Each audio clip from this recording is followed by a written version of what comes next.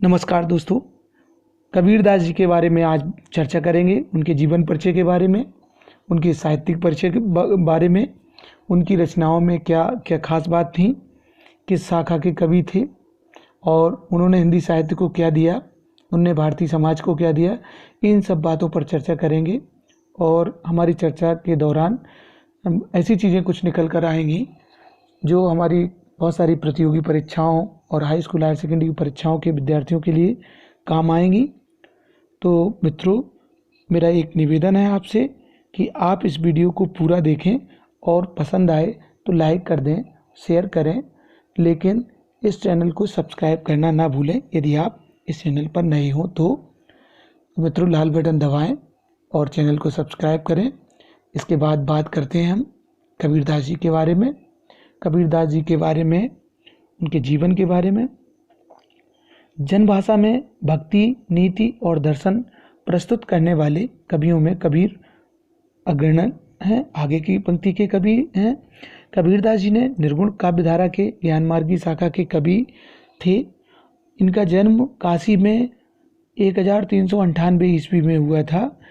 इनकी रचनाओं से प्रतीत होता है कि इनके माता पिता जुलाहे थे। जनश्रुति है कि कबीर एक विधवा ब्राह्मणी के परित्यक्त संतान थे। इनका पालन पोषण एक जुलाहा दंपति ने किया। इस निसंतान जुलाहा दंपति नीरू और नीमा ने इस बालक का नाम कबीर रखा। कबीर की शिक्षा विधिवत नहीं हुई। उन्हें तो सत्संग की अनंत पाठशाला में आत्मज्ञान और ईश्वर प्रेम का पाठ मिला। स्वयं कबीर ने भी कहा है अपने बारे में, मसी कागज छुओ नहीं, कलम गई ना हाथ, अर्थात स्याही को और कागज़ को छुआ नहीं और कलम कभी पकड़ी नहीं। कबीर ग्रस्त थे। बहुत कम स्थान पर उनके जीवन के बारे में मिलता है, वैवाहिक जीवन के बारे में, लेकिन कबीरदास जी ग्रस्त थे ऐसा माना जाता है। इनको स्वामी रामानंद ने राम नाम का गुरुमंत्र दिया था। कबीरदास जी की पत्नी का नाम लोई था ऐसा माना जाता है। पुत्र का नाम कमाल और पुत्री का नाम कमाली था। कबीर पाखंड और अंधविश्वासों के घेर विरोधी थे। कबीर का बचपन मगहर में बीता, परंतु बाद में वह काशी आ गए थे और वहीं रहने लगे थे। जीवन के अंतिम दिनों में वे पुनः मगहर चले गए। इस प्रकार करीब 120 वर्ष की आयु में सन 1518 ईस्वी में उनका देहावसान हो गया और उनका देहावसान काशी में ना होकर मगहर में हुआ जाके। अशिक्षित होते हुए भी कबीरदास जी अद्भुत प्रतिभा के धनी थे। उनकी रचनाओं को उनके प्रिय शिष्य धर्मदास ने बीजक नाम से संग्रहित किया। यद्यपि डॉक्टर श्याम सुंदर दास ने कबीर की रचनाओं को कबीर ग्रंथावली में संग्रहित करके संपादित किया। कबीर का जो ज्ञान था, जो उन्होंने समाज को ज्ञान दिया, जो हिंदी साहित्य को दिया, वो वास्तव में खुले आकाश के नीचे आसपास खड़े व बैठे लोगों के बीच अपने अनुभवों को अभिव्यक्त करना ही उनकी उत्कृष्ट साहित्य की सेवा थी और भारतीय समाज की सेवा थी। कबीरदास जी ने स्वयं कुछ ना लिखा क्योंकि वो पढ़े लिखे नहीं थे। उनके शिष्यों ने उनके दोहों को, पदों को, छंदों को संग्रहित किया। कबीरदास जी की अभिव्यक्तियों को शिष्यों द्वारा संग्रहित किया गया और 3 रूप में संकलित किया गया। ये 3 संकलित स्वरूप हैं, साखी, शबद, रामायणी। तो ये भी कह सकते हैं कि बीजक के 3 भाग हैं, साखी, शबद और रामायणी। पहले हम देखते हैं कि साखी में कबीरदास जी ने क्या क्या चीज़ें दी हैं। कबीर की शिक्षाओं और सिद्धांतों का प्रस्तुतिकरण जो है वो साखी में हुआ है। मतलब साखी जो शीर्षक है उसमें उन्होंने शिक्षाओं के बारे में और सिद्धांतों के बारे में बात की है और इसमें जो छंद है वह दोहा छंद है। शबद में कबीर ने गे पद हैं और गे पद होने के कारण इसमें संगीतात्मकता है। इनमें कबीर ने भक्ति भावना, समाज सुधार और रहस्यवादी भावनाओं का वर्णन किया है। रामायणी चौपाई छंद में है। रामायणी में चौपाई छंद है और इनमें कबीर का रहस्यवाद और दार्शनिक विचार व्यक्त हुआ है। तो कबीरदास जी की जो रचनाएं हैं उनको हम कह सकते हैं कि बीजक नाम दिया जा सकता है और जिसे डॉक्टर श्याम सुंदर दास ने कबीर ग्रंथावली के नाम से प्रकाशित किया था और इसके 3 भाग उनके शिष्यों ने संकलित किए थे, साखी, शबद और रामायणी। साखी में बताया हमने शिक्षाओं और सिद्धांतों का प्रस्तुतिकरण है और दोहा छंद का प्रयोग है।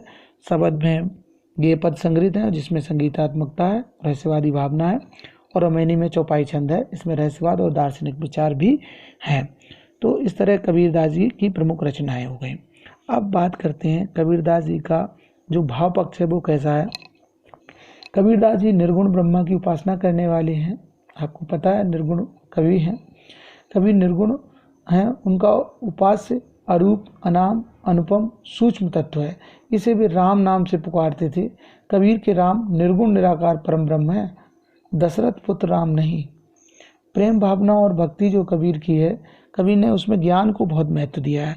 उनकी कविता में स्थान स्थान पर प्रेम और भक्ति की उत्कृष्ट भावना दिखाई देती है। उनका कहना है, यह तो घर है प्रेम का, खाला का घर नाई, और ढाई आकर प्रेम का, पढ़े सो पंडित हुए, इत्यादि। मतलब जो ज्ञान की बात है, ज्ञान को उन्होंने महत्व दिया है। उनकी जो प्रेम भावना और भक्ति है उसमें ज्ञान समाहित है।